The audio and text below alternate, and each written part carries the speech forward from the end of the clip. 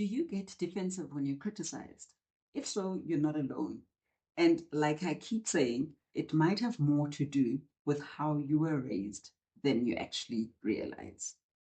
Like I've said before, socialization is so key and so critical in shaping how we communicate in the present.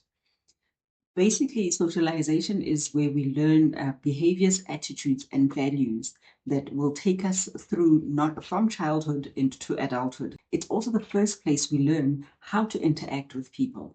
So that impacts how you then relate with your friends and other people in the workspace. As I've said before, different family dynamics, influences that you've had growing up affect how you communicate in the present. Also, if your parents or your caregivers or whoever it was that raised you um, did not make an effort to ensure that they give you proper feedback and constructive feedback, this can impact how you then communicate with other people. Because if, for example, your parents just always ignored you or didn't feel a need to communicate certain things with you, or if you were misbehaving, they didn't deal with it in an appropriate way. That can affect how you then interact with people in the future.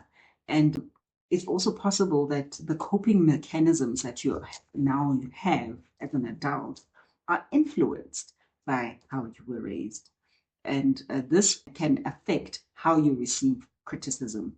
Because, for example, if you lived in a home where your parents were highly critical of you, and in other words, there was nothing that you could do that was right.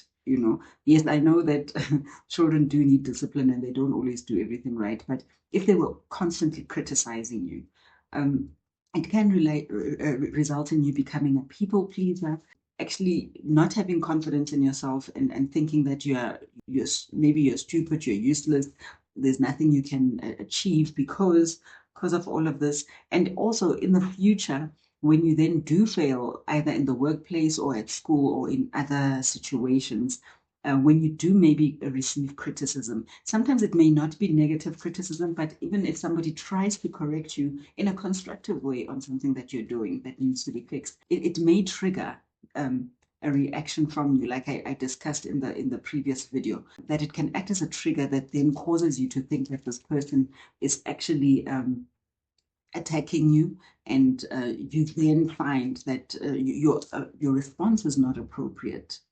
And instead of saying, oh, okay, actually, maybe this is something I need to work on, you then see it as something negative and then you don't deal with it. And also, the relationships that we have with other people in terms of your peers. When I talk about your peers, I'm talking about your friends, either friendships that you've built from the time you have school, people that you work with, and other social environments where you interact with people. This can have a great impact on how you behave. Because like the saying says, birds of a feather flock together, So how your friends behave and how your friends act, that influence can also impact how you communicate and how you respond to criticism. It's so important, to make sure that the friends that you choose and the friends you have are good friends.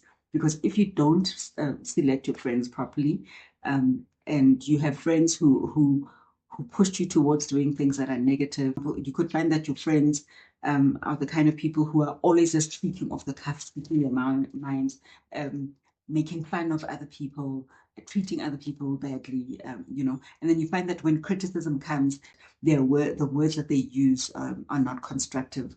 That can impact how you also behave because you want to fit in.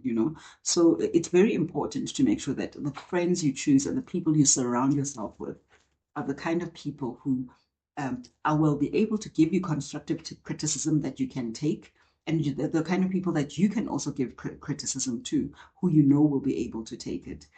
And also, just going back again to the whole issue of socialization, this is where we can learn what I will call here adaptive and maladaptive responses. Adaptive responses are basically finding positive and constructive ways to deal with conflicts and challenges, and maladaptive practices are negative or less productive ways of dealing with criticism, conflict, or any other thing that you may face. So these we also learn from childhood. Because, like I said before, we all were raised in different types of families. So if you were fortunate enough to be raised in a family where you were loved, where communication was open, where all the things were done properly, you then learn adaptive responses, because if your parents apologize to you when they were wrong, because I know that sometimes parents feel like they're not supposed to apologize to their children, and I don't know where that comes from. Or if your parents, if you're raised well, basically, you will then learn from that, okay, when I communicate with people, this is how I talk to them. When I interact with people, this is how I talk to them. And the same goes for the negative, I'll call it negative, for lack of a better word. If your parents were maybe always shouting, screaming, swearing, were rude, not just to you, but to other people, abused you maybe even, you may learn negative ways of coping, and communicating what's going on with you. This can result in you either turning to drugs and alcohol, you also becoming loud and shouting and wanting to repress other people.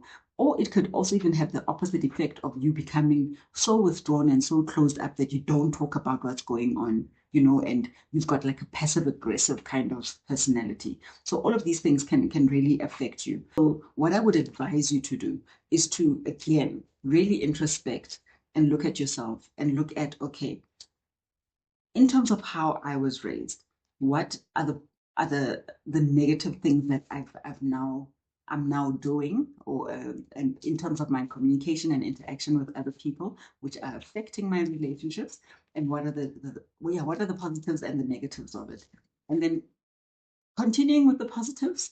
And in terms of your negative responses, or your responses that aren't helpful when you're communicating with people, unlearning those things and relearning other ways that you can respond in a more constructive way. So if you have found these insights helpful for you, I would encourage you to hit the subscribe button, and so that you can stay tuned for more content that I will be giving on building healthy communication skills.